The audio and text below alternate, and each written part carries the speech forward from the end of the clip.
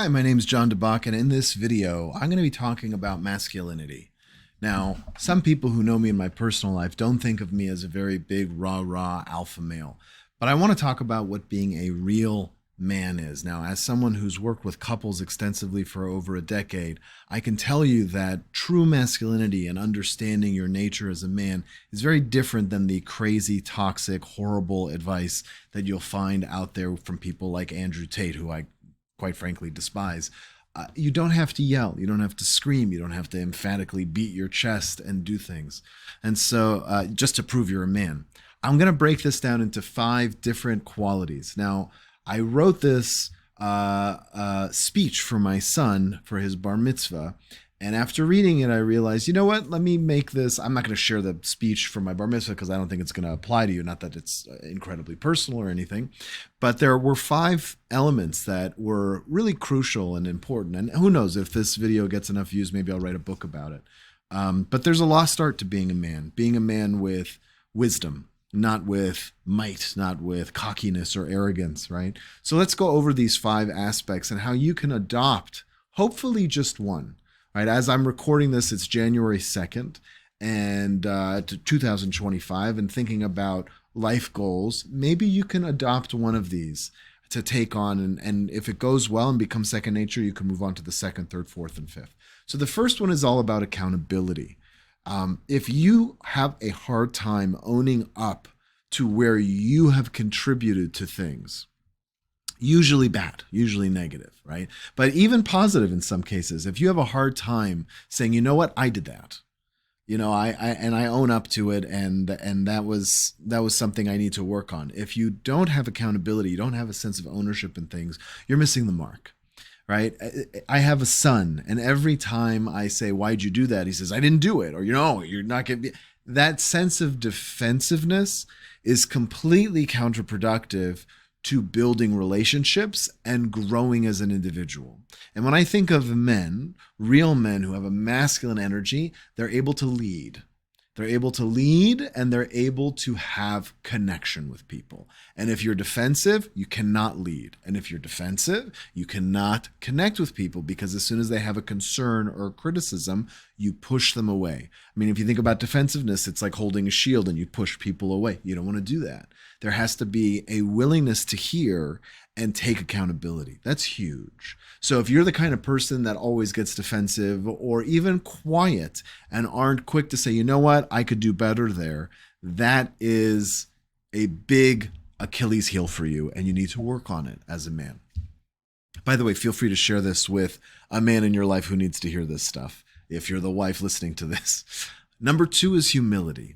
Now, it's somewhat connected to accountability, but I want to expand it a little bit. So when I was talking to my son in his bar mitzvah speech, I talked about dreams. So as a man, you have to realize that your dreams are going to have to adapt and get redefined over time. The person you are as a 13-year-old is going to be different than the person you are as a 20, and the person you will be as a 40 and 50 and 60 and 70-year-old. And your dreams and hopes and goals should change. You should not be the same schmuck at 40 that you were at 10. And so the only way you're able to let go of your dreams is if there's a sense of humility and saying, you know what, maybe I didn't know what was right for me in the world back then. I'm going to reshape. Now, that doesn't mean being flimsy on your goals. You should have goals. They should be concrete. You should work towards them. But you should also evaluate them from time to time and realize maybe this isn't serving me anymore. And maybe the heart of the goal wasn't really in a good place. And if that's the case, learn to let go of that dream or those set of goals and point your ship in a better direction. Number 3 talks about strength. Okay, so that when you think about strength, physical strength, sure, I think every man should aspire to be as physically strong as he is capable of being within reason, so it doesn't distract from his other gifts that he's developing. But for me, I'm talking specifically about emotional strength. And emotional strength comes from resilience and kindness. Think about someone who has an unlimited amount of money. right? And you would consider them financially very strong.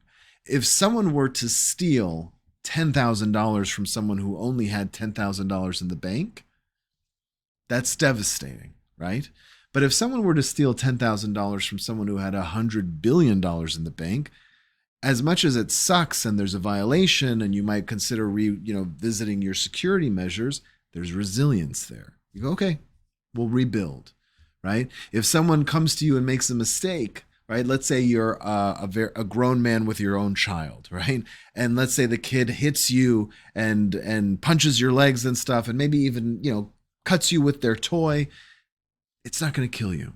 The stronger you are in any field, the more resilient you are. And the more resilient you are, the kinder you can be to people who aren't as strong as you.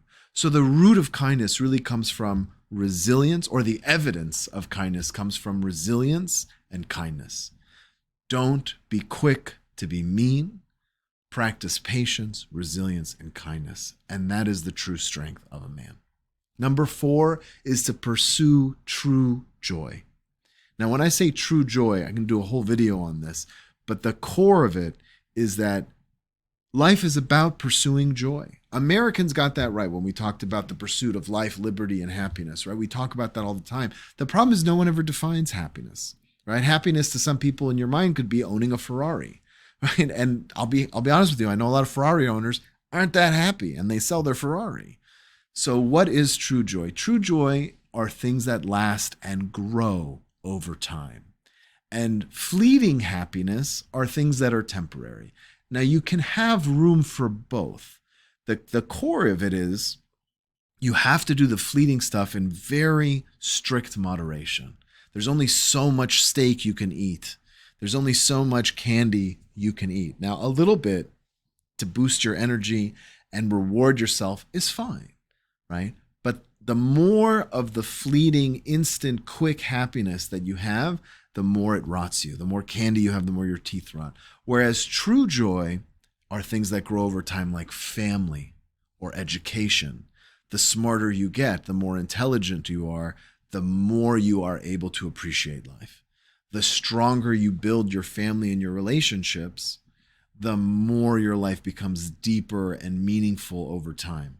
When you think of yourself in your, let's say, 90s, are you envisioning yourself alone and miserable and on a hospital bed, wondering what life was about?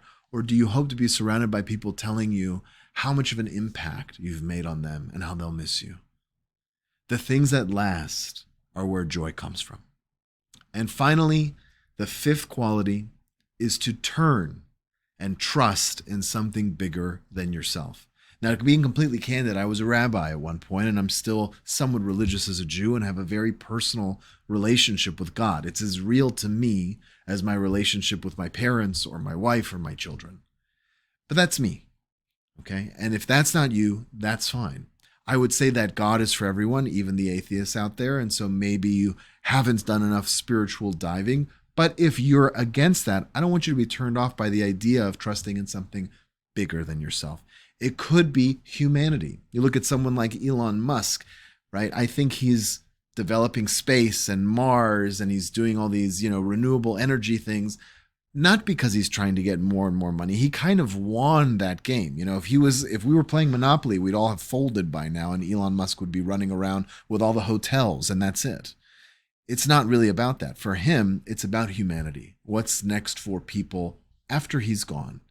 So it can be just humanity. It could be a social cause. It could be a community cause. It could be an art that you want to see advanced and not forgotten, but something bigger than yourself.